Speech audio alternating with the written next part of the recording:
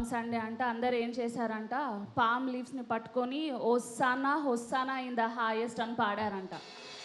2000 క్రితము వాళ్ళకి రక్షకుడు కావాలి కాబట్టి వాళ్ళు పామ్స్ని పట్టుకొని దే వే వర్షిపింగ్ హిమ్. కానీ 2000 years లేటర్ కూడా మనం ఇప్పుడు కూడా ఎందుకు అదే చేస్తున్నాం తెలుసా అండి? ఎందుకంటే ఆయన అప్పుడే రక్షించేవాడు కాదు, కానీ ఇప్పుడు కూడా రక్షించే దేవుడు అయి ఉన్నాడు. ఏమేన్ మనల్ని ఆదరించి మనల్ని ప్రేమించి ఆయనకు ఎంతగానో దూరముగా వెళ్ళిపోయినా అంట మనల్ని ఆదుకొని అంట దేవుడు తిరిగి మనల్ని తెచ్చేవాడై ఉన్నాడు అంట. That's why it may be 2000 years after or it can be 20,000 years after, we will still worship him as Hosanna, because he has the power to set us free, he has the power to lift us up, he has the power to put us in the places where we don't belong. Hallelujah. Come on, can we all put our hands together for the name of Jesus, for the one who is capable to save us, for the one who has the capacity to set us free, for the one who has set us free indeed. Hallelujah. Hallelujah. Hallelujah. Amen. Praise the Lord. You can be seated. దయచేసి కూర్చోవలసిన కోరుతున్నాము.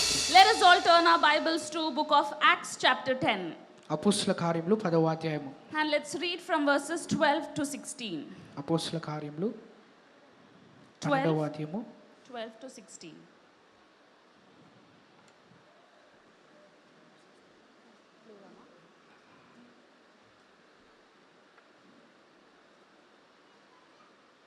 పేతురు ఇంకను తట్టుచున్నందున వారు తలుపు తీసి అతనిని చూచి విభ్రాంతి నొందిరి. అతడు ఊరుకుండునని వారికి సైగ చేసి ప్రభు తన చెరసాల నుండి ఎలాగూ తీసుకుని వచ్చినో వారికి వివరించే యాకోబును సహోదరులకు ఈ సంగతిని తెలియజేయడం చెప్పి బయలుదేరి వేరే చోట వెళ్ళాను. Acts chapter 10 and verses 12.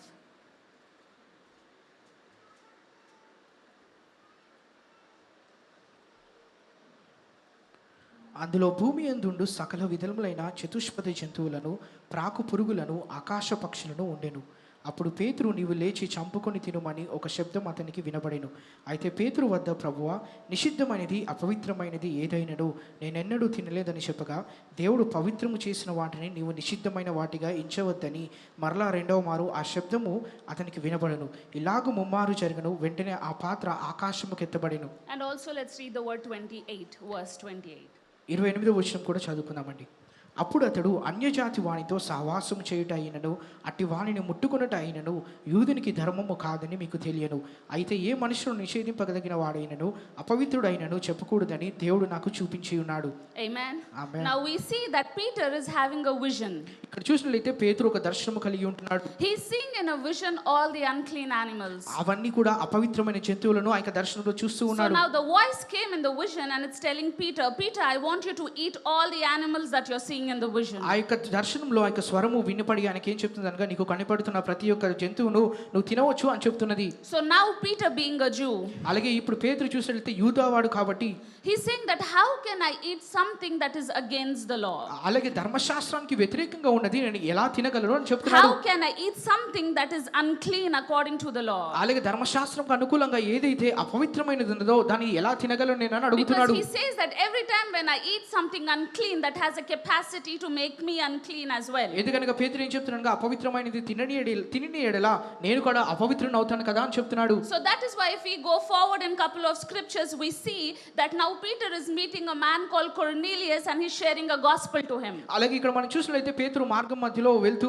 ఇక కొర్నేలియు అనే ఒక వ్యక్తిని కలిసినప్పుడు ఆయనకి ఇక్కడ సువార్త ప్రకటిస్తూ ఉంటాడు. And now he's explaining that vision to this person. ఆ యొక్క దర్శనాన్ని ఆ యొక్క వ్యక్తికి వివరిస్తూ ఉంటాడు. He's saying that I am a Jew by the law. నేను ధర్మశాస్త్రం ప్రకారం చూసినట్లయితే నేను యూదావాడిని. But he's saying it is so not right for me to sit with you and dine with you and preach the gospel to you. అలాగే నీతో పాటు కూర్చొని కలిసి భోజనము చేసి సువార్త ప్రకటించడం అనేది ధర్మశాస్త్రానికి అనుకూలము కాదని చెప్తున్నాడు. But he says that God showed me a vision and he said that whoever he has made clean, no law or nobody has a right to call them unclean. కానీ ఈ యొక్క వ్యక్తి ఏం చెప్తున్నాడుగా ఎవరినైతే దేవుడు పవిత్రుడు అని పిలిచాడో ఆ యొక్క వ్యక్తి కూడా ఏ ధర్మశాస్త్రం కూడా ఆ యొక్క వ్యక్తిని మరలా అపవిత్రుడు అని చెప్పకూడదని చెప్తున్నాడు.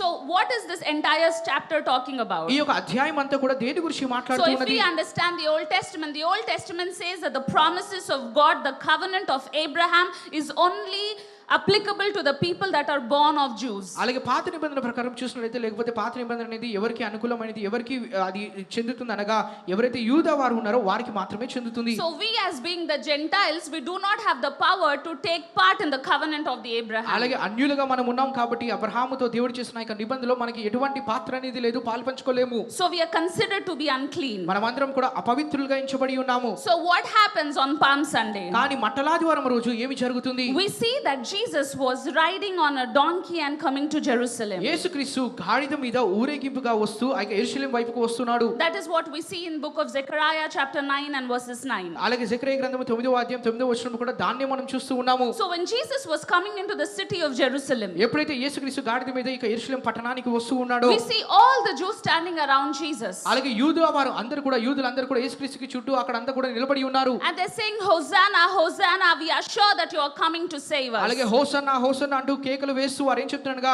రక్షకుడిగా నువ్వు వచ్చి ఉన్నావని So చెప్తున్నారు. they were thinking that the God was only coming to save them. అలాగే వారు ఏమనుకున్నారుగా, దేవుడు కేవలం వారి కోసం మాత్రమే వచ్చాడు రక్షించడానికి అనుకున్నారు. But when we see Jesus was coming, he wasn't coming on a horse like a king. కానీ ఎప్పుడైతే మనం చూసినట్లయితే యేసుక్రీస్తు మరలా వచ్చినప్పుడు ఆయన గుర్రం మీద రాజుగా రాడండి. Because every time when a king has to enter, he has to enter on a horse that proves the strength and power. ఎందుకనగా రాజు అనేవాడు ఎవరైనా సరే ఆయన శక్తిని ఆయన అధికారాన్ని చూపెట్టుకోవాలంటే గుర్రం మీద రావాలి.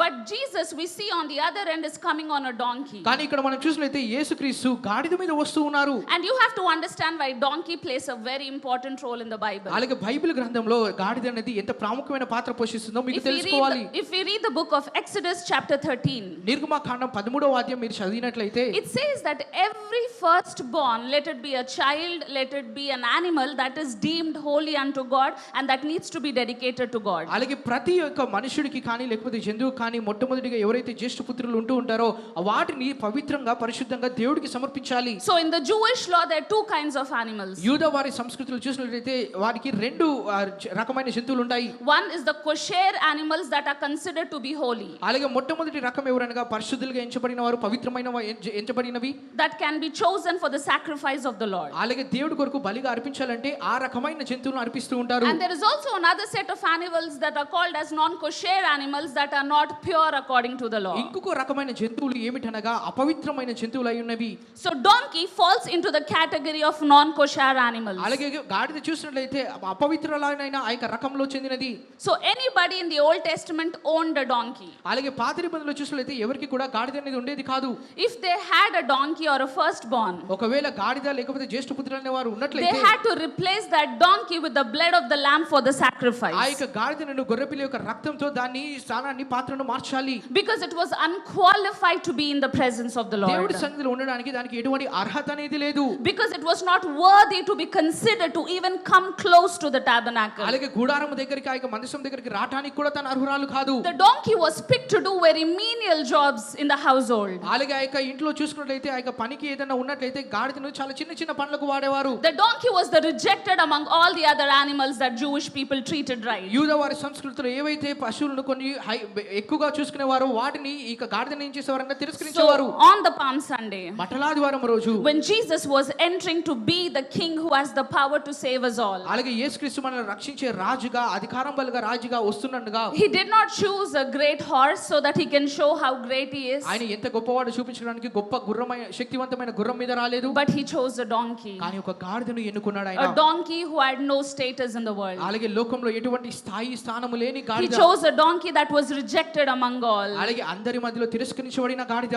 He chose a donkey. Nobody were proud to have a donkey. They did not consider donkey to be a part of their possessions. అలాగే వారికి ఉన్న స్వాస్థ్యంలో వారికి ఉన్న ఆస్తుల్లో గాడిద ఉందని కూడా చెప్పుకునేవారు కాదు. And అటువంటి God గాడిదను ఎన్నుకున్నాడు. decided, కానీ దేవుడు నిర్ణయించుకున్నాడు. if I am entering the city as a king, I will make sure that I'm bringing along the people that are not even worthy, not even considered, not even loved. I will make sure that I'm bringing with them, because I am here to declare that I am God to everybody, and I will call people who have been bound and I will set them free, because I am here not only to save my children, but I'm here to save everybody that are part of this world. కానీ దేవుడు ఏమనుకున్నాడుగా, నేను లోకానికి వస్తున్నాను కాబట్టి గాడిదతో పాటు నేను ఏమి సాదృశ్యం ఏమి చెప్పాలనుకుంటున్నానుగా, ఎవరైతే తిరస్కరించబడ్డారో ఎవరైతే విడవబడ్డారో వారందరి కోసం నేను వస్తున్నాను, వారి కోసం నేను ఉన్నాను అని చెప్పడానికి దేవుడు గాడిద మీద సాదృశ్యంగా వచ్చాడు. Jesus is only coming so that he can take every person that has been rejected, that has been called, that you are not worthy, to say that I am choosing this person because it is not you who's going to tell who's worthy,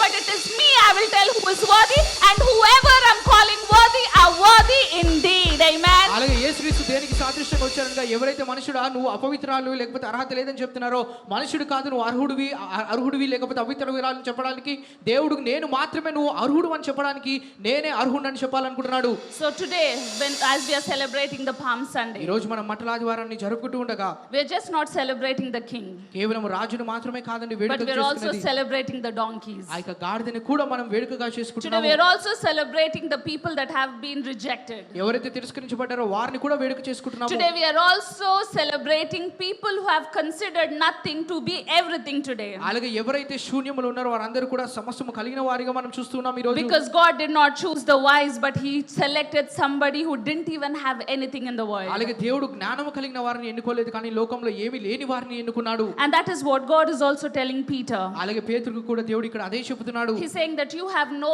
right to call something unclean when I have made it clean by the blood of Jesus. యేసుక్రీస్తు రక్తం ద్వారా నేను దేనినైతే పవిత్రురాలుగా చేశానో దాన్ని మరలా అపవిత్రురాలని పిలవకూడదని చెప్తున్నాడు. Even today we are going to take part in the body and the blood of Jesus. ఈ రోజు మనం బలిలో పాలుపంచుకుంటూ ఉండగా I want you to know, మీరు తెలుసుకోవాలండి, the word of the Lord says, దేవుని యొక్క వాక్యం సెలవిస్తుంది, when you accept Jesus, నువ్వు యేసుక్రీస్తుని అంగీకరించినప్పుడు, it says in the book of Galatians, గలతీయులకు రాసిన పత్రికలో చెప్తూ there is ఉన్నది, no Jew or Gentile, యూదావాడు లేదు లేకపోతే అన్యుడు అనేవారు లేరు, there is no free or a slave, లేకపోతే బానిసత్వంలో ఉన్నవాడు లేడు స్వాతంత్రంలో ఉన్నవాడు there లేడు, is no male or female, ఎటువంటి భేదం అనేది లేదని చెప్తున్నాడు. but you all are one in Christ మీరందరూ Jesus. క్రీస్తులో ఒకరై ఉన్నారని చెప్తున్నాడు. And today, even as you're taking part in the body and the blood of Jesus, ఈ రోజు మీరు యేసుక్రీస్తు యొక్క రక్తంలో పాలు పంచుకుంటూ ఉండగా I want you to know, మీరు తెలుసుకోవాలండి, you're not rejected, మీరు you తిరస్కరించబడలేదు, are no longer considered to be unworthy, లేకపోతే మీరు అర్హులు లేని వారు కాదు, you're no longer someone who does not have a value on you, లేకపోతే మీరు విలువ లేని వారు కాదు, but Jesus has come for you and me so that he can give us the value of Jesus Christ on us. కానీ యేసుక్రీస్తు మన కోసం వచ్చాడు దేనికనగా దేవుడిలో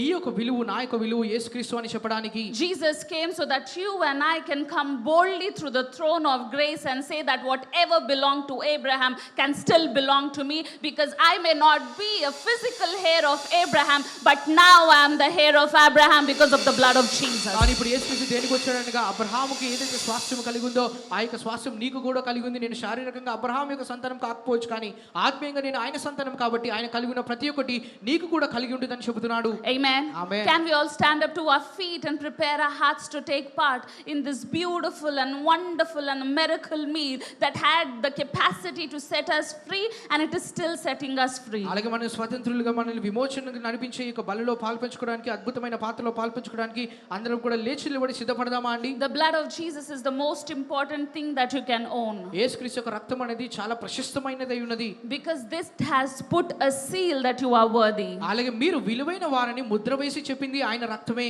Because the blood of Jesus is speaking louder than the blood of Abel. Abel యొక్క రక్తము కంటే కూడా యేసుక్రీస్తు యొక్క రక్తం అనేది గట్టిగా మొరపెడుచూ ఉన్నది. While the enemy is speaking of the accusations against you, why you're not worthy to stand in the presence. నువ్వు దేవుని సన్నిధిలో నిలబడకుండా ఉండడానికి ఏనివి కారణాలని అపవాది చూపుతున్నాడో, But the blood of Jesus is saying that this person I have chosen, I have set him free, and now he's my son, he's my daughter, and I will give him every inheritance that belongs to కానీ him. యేసుక్రీస్తు ఏం చెప్తున్నా, ఇక నిందలన్నిటిని తీసివేసి ఈయన నా కుమారుడు నా కుమార్తె ఆయన నా యొక్క రక్తంతో సమస్తము వీరిని తుడిచివేశానని చెప్తున్నాడు. Can we all pray? Andaram prarthana cheddamandi. Can we all pray? I want you to pray. I want you to pray.